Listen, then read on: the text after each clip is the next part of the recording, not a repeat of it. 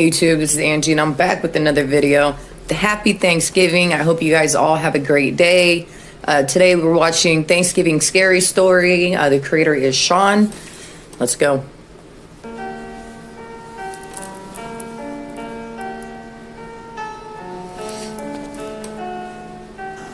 Hey kiddo, Thanksgiving at my place? My father and I have always had an estranged relationship, ever since my mom passed away. After my aunt got full custody of me, he just seemed to sort of disappear. No one ever told me why, but I wasn't allowed to meet with him under any circumstances. However, once I turned 18, I received a text from him inviting me to Thanksgiving.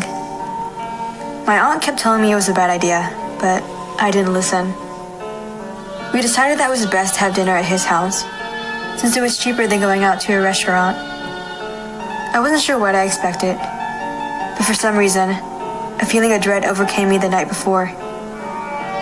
It wasn't strong enough to make me want to cancel, but it reminded me that there was probably a good reason on why my aunt didn't want me to hang around him.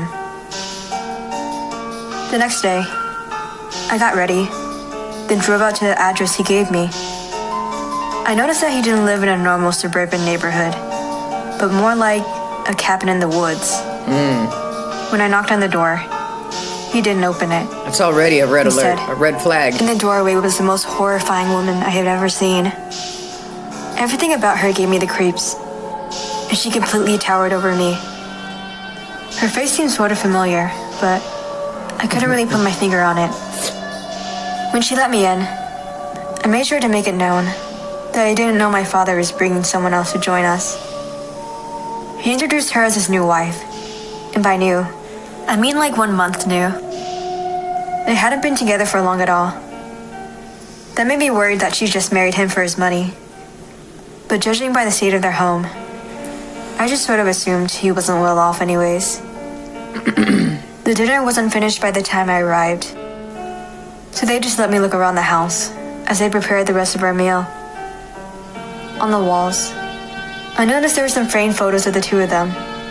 At first, I thought it was sweet, until I saw an unsettling photo, sitting on top of a coffee table. It was a photo of his new wife, and a separate picture of me cut out and taped next to her.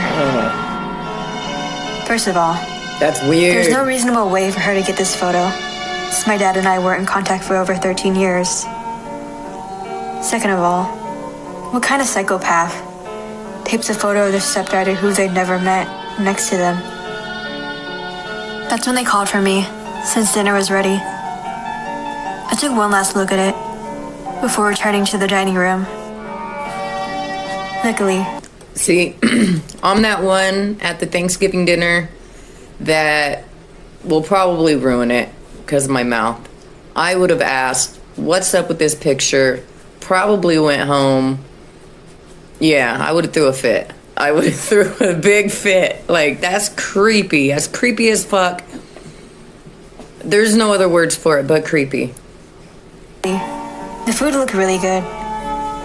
Even though there was only 3 of us, it looked like enough to feed 2 families. My dad was silent, but it wasn't unusual for him, since he's a naturally pretty quiet guy. However, his new wife was unexpectedly chatty.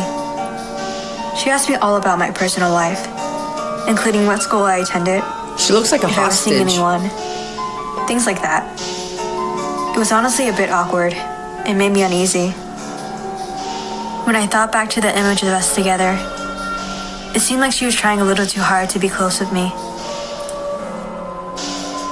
I still tried to keep the conversation peaceful. Maybe her dad did it. Because I didn't want to make it obvious that I wasn't comfortable, since I didn't want to ruin dinner.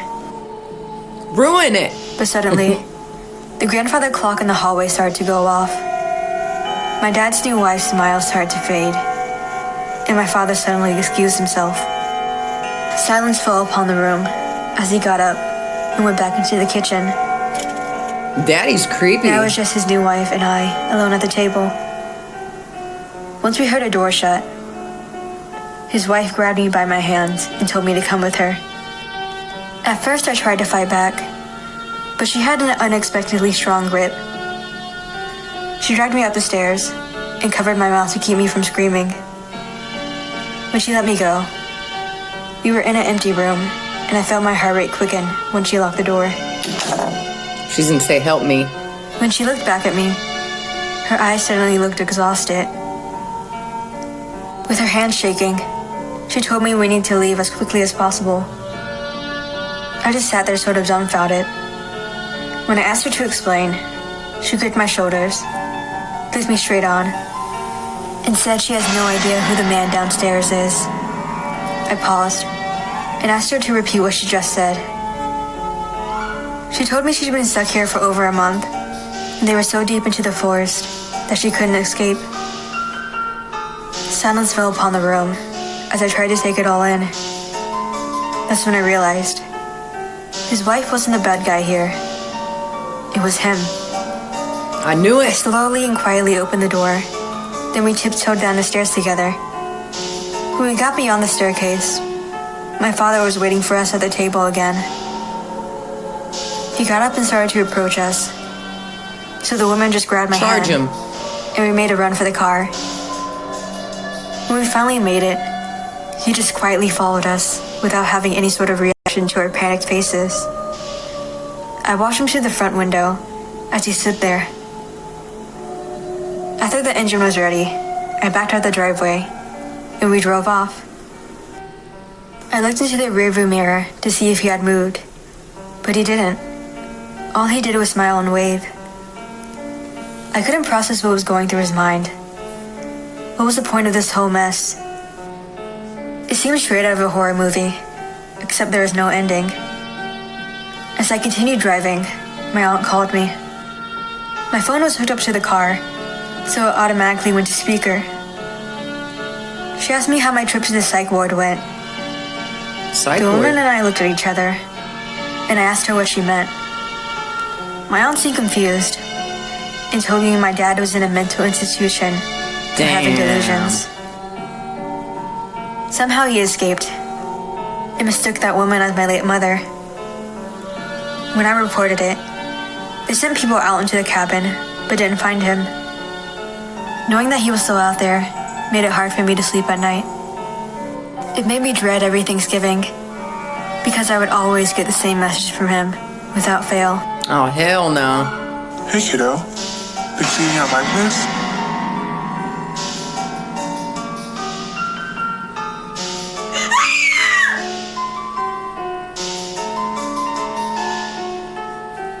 All right, guys.